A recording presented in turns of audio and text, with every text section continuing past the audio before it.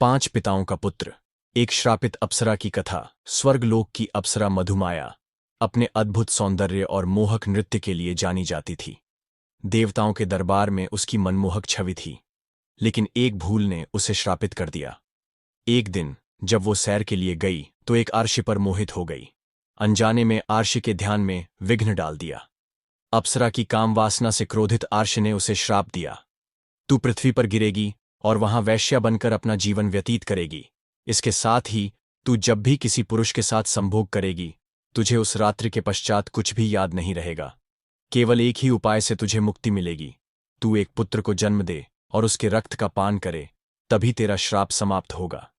मधुमाया स्वर्ग से गिरकर विजयपुर नगर में आ गई, जहां वह नगर की सबसे प्रसिद्ध और रहस्यमयी वैश्या बन गई। पुरुष उसकी ओर आकर्षित होते, लेकिन किसी को नहीं पता था कि उसके हृदय में एक गहरी पीड़ा छिपी थी। एक दिन एक साधु अप्सरा के गली से गुजरा।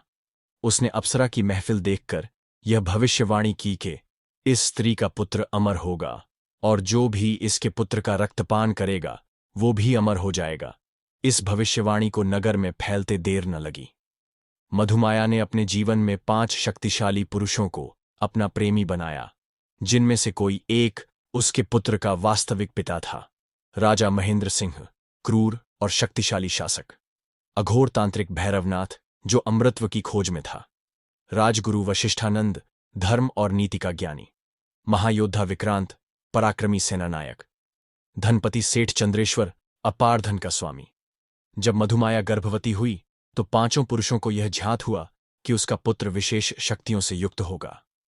वे सभी उसके पुत्र को अपना मानने लगे, क्योंकि भविष्यवाणी थी कि यह बालक अमृतत्व की कुंजी होगा। श्राप से मुक्ति का प्रयास मधुमाया जानती थी कि उसका श्राप केवल तब समाप्त होगा जब वह अपने पुत्र के रक्त का पान करेगी। लेकिन जब उसने अपने पुत्र अयंत्र को जन्म दिया तो उसके मातृत्व ने उसे रोक दिया। वह चाहती तो थी कि श्राप से मुक्त हो, लेकिन अपने ही पुत्र का रक्त कैसे पी सकती थी। लेकिन भाग्य ने उसे अवसर दिया। एक रात जब अयंत्र किशोर हो गया था, 5 पुरुषों ने उसे बलपूर्वक पकड़ लिया।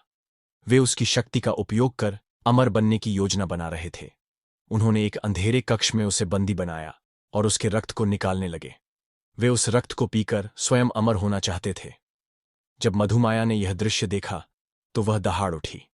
उसकी आंखों से आंसू बहने लगे, लेकिन वे आंसू सामान्य नहीं थे, वे अग्नि के समान जल रहे थे।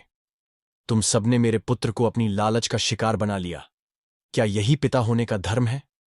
उसने रोते हुए अपना पुत्र अपनी गोद में लिया, लेकिन तभी उसका आंसू छलक कर उसकी